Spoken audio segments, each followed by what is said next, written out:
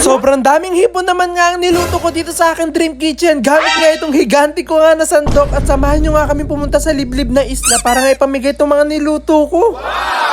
Sobrang aga nga dumating nga nitong in-order ko nga na 30 kilo nga na mga hipon para nga talaga sa lulutuin natin. At talagang napakasarap nga yung iluluto natin gamit nga itong mga hipon nga na to. Kaya talagang dinamihan ko nga talaga yung bili. At para nga magawa yun, kailangan nga muna nating balatan nga itong napakaraming hipon nga na to. Kailangan nga tanggalin yung ulo, yung balat, as in yung pinakalaman lang kailangan natin. At kapag nga ako nga mag-isa lang ang gagawa nga nun, iaabutin nga ako dito ng isang buwan. Kaya talaga nagpatulong na ako sa mga kasama ko para mabalatan na namin to lahat. At talagang inabot nga kami halos dito ng 4 o 5 oras para mabalatan lahat nga talaga to sa sobrang dami. At after nga namin silang mabalatan at matanggal lahat ng kailangan tanggalin, nilagyan ko na nga sila dito ng asin, tapos binudbudan ko na nga rin nga ng paminta. At hindi nga basta-basta ang luto nga yung gagawin nga natin dito nga sa shrimp nga na to. At sigurado nga ako na talagang sobrang sarap. At nung na-ready ko na nga itong mga hipon nga natin, i-ready ko naman nga itong mga pang-coat nga para dito sa ating mga hipon. At isa nga rin talaga sa dahilan kung bakit sobrang excited ko nga talaga magluto ngayong araw dahil nga ngayon na natin gagamitin ngayon. Nabili natin super giant sandok. On the way na nga daw kasi papunta dito sa amin ngayon super giant ko nga na sandok. Kaya talaga excited na ako. Pero bago nga yun ay mag-uumpisa na nga ako maglagay nga ng napakaraming mantika nga dito sa ating higanting kawa. At habang naglalagay nga ako nitong mantika, talaga nagulat nga ako kasi paparating na nga daw dito yung higanting ko nga na sandok. Kaya lumabas na nga agad ako. At talaga sobrang laking tuwa ko nga pagdating nga dito sa amin. Pati nga yung mga kasama ko ay talagang gulat na gulat dito sa sandok ko. Kaya naman dali-dali ko na nga itong kinuha para ma-unbox ko na nga or ma-unwrap na nga natin para talaga makita na nga talaga nila yung itsura. At yung excitement ko nga sa pag-unwrap nga nito para ako nagbubukas ka ng regalo tuwing Pasko. At nung finally ngayon na-unwrap ko na nga siya ay talagang tuwan-tuwa nga yung mga kasama ko kasi ngayon lang sila nakakita ng ganito kalaking sandok. At talaga sa sobrang laki nga daw nito pwedeng-pwede ko nga daw itong sakyan habang nagluluto. At kapag ito nga yung sandok nga na ginamit mo ay talagang isang halo mo pa nga lang ay luto na nga yung pagkain. Parang ang sarap parang dalhin nga sa birthday yan nga ng ganito kalaking sandok. Talagang pati yung may birthday masasandok mo. At dahil na-unwrap na nga natin siya talagang hinugasan ko nga lang to at dali-dali ko na nga dinala dito sa aking dream kitchen. At akala ko nga talaga hindi nga kakasya nga itong malaki ko nga sandok nga na to dito sa aking kawa. Pero buti na nga lang talaga sobrang laki nga rin itong kawa ko. Kaya talagang bagay na bagay sila. At para magamit na nga natin itong higanting sandok nga na to, yung mag-uumpisa na nga tayo magluto nitong hipon. Kinote ko nga lang itong hipon natin dito sa flour. Tapos nilagay ko siya dito sa ating itlog. Tapos nilagay ko nga rin siya sa cornstarch. Tsaka ko nga siya pinag-swimming dito sa ating kawa. At ganun nga yung ginagawa ko nga po ng paulit-ulit. At talagang isa-isa ko nga silang tinutulbog dito sa ating mantika para talaga hindi sila magdikit-dikit. At nung marami na nga tayo nalalagay at marami na nga naluluto, kaya kinuha ko na nga itong super giant nating sandok para maiahon na natin sila. At akala ko nga nung una na kapag ito nga yung ginamit ko nga na pag-ahon dito sa ating mga pinrito ay talaga madali lang kasi madadala ko na nga silang lahat dahil sa sobrang laki nitong sandok natin. Kaso hindi pala. Paano kasi hindi lang yung mga naluto yung nadadala nitong sandok na to, pati nga yung pinakamantika nitong kawa. Kaya ending sobrang bigat nitong sandok at talaga hindi ko mabuhat-buhat kasi talagang pati yung mantika nasasama. At napakaganda nga rin itong napakalaki sandok na to sa mga nagpapalaki ng braso. Kaya kung nag-gym nga po kayo at nagbabalaki kayo ng braso, pumunta po kayo dito at magluto tayo gamit ito. Akala ko nga kasi nung una magaan lang siya, tapos kayang-kaya ko siya buhatin, kayang-kaya ko gamitin itong pangluto. Pero ang bigat-bigat niya pag tumatagal. Hindi naman sobrang bigat nga itong napakalaking sandok nga natin. Bumibigat nga lang siguro siya dahil nga pag matagal mo siyang hinahawakan, dahil nga nangangalay. At imbis nga na mas mapabilis talagang lalo nga tatagal, kaya ginamitan ko na nga ng strainer para maahon na nga natin lahat ito. At nung natapos na nga ito maluto, nandito na nga tayo sa exciting part kasi dito na nga sasarap nga itong mga hipon natin. Nag-cut nga lang ako dito ng lemon, tas piniga-piga ko nga ito kasi kailangan nga natin yung pinaka-juice nito. At pagkatapos nga na ito, binuksan ko na nga rin itong mga mayonnaise nga natin at nilagay ko na nga sila dito sa aking higanting kawa. Pagkatapos ko nga mailagay itong mayonnaise, sinunod ko na nga rin itong ketchup, tapos minix-mix ko nga lang to, tapos maglalagay din tayo dito ng honey. Pagkatapos ko nga pong malagay yung honey, sinunod ko na nga rin pong ilagay yung lemon juice. At kinakabahan nga ako sa magiging lasa nga nitong sauce nga natin, baka nga hindi masarap, kaya agad-agad ko nga muna itong tinikman kung okay at pasado. At 101% talagang pasado, talagang napakasarap. Kaya dali-dali ko na nga binuhos dito lahat nga ng mga naluto nga natin dito mga hipon para talagang mag-mix-mix na sila kasama nga yung sauce. At nailagay ko na nga lahat ng mga naluto natin ditong hipon ay agad-agad ko na nga itong pinaghalo-halo at talagang medyo nahihirapan nga ako kasi parang ang hirap niyang haluin dito sa maliit na sandok. Kaya para mapabilis na nga itong paghahalo nga natin, kaya tatawagin ko na nga itong higanti kong sandok.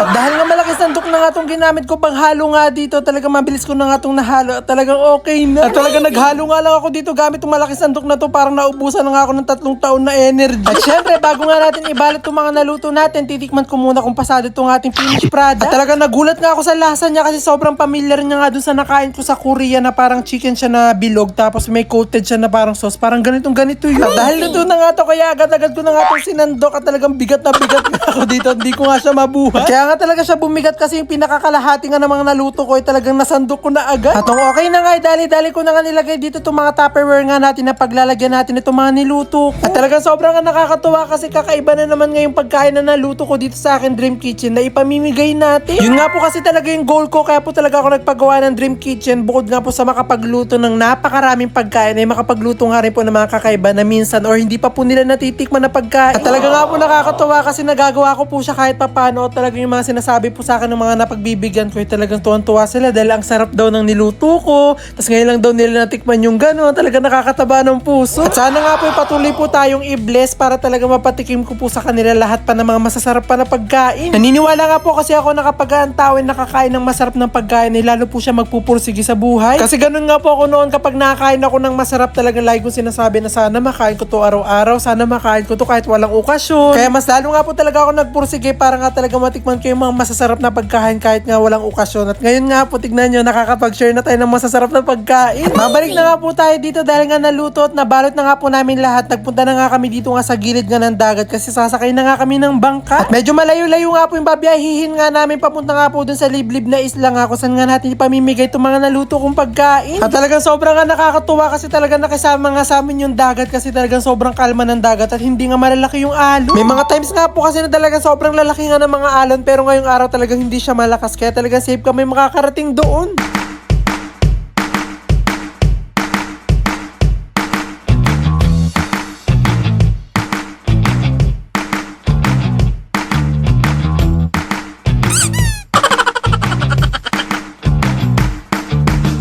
At matapos nga po ang napakahaba nga naming biyahe, finally nakarating na nga rin tayo dito sa isla kung saan nga natin ibibigay ngayong mga naluto kong pagkain. At talagang sobrang nga nakakatuwa kasi nung pagbaba ko pangalan sa bangka, talagang kitang-kita ko na agad sa ngiti nila, talagang tuwan-tuwa sila. At mas lalo pa nga po silang magiging masaya dahil nga dito sa dala nating napakasarap na pagkain. At makakasigurado nga po ako na lahat nga po sila mabibigyan, pati nga po yung mga nasa bahay nga nila kasi sobrang dami ko nga pong naluto. Kaya maraming salamat nga po sa panonood nyo po at pag-follow nyo po sa akin kasi kung di dahil po sa inyo, hindi po tayo makapagluto ng ganito karami at kasasarap na mga pagkain. Amazing!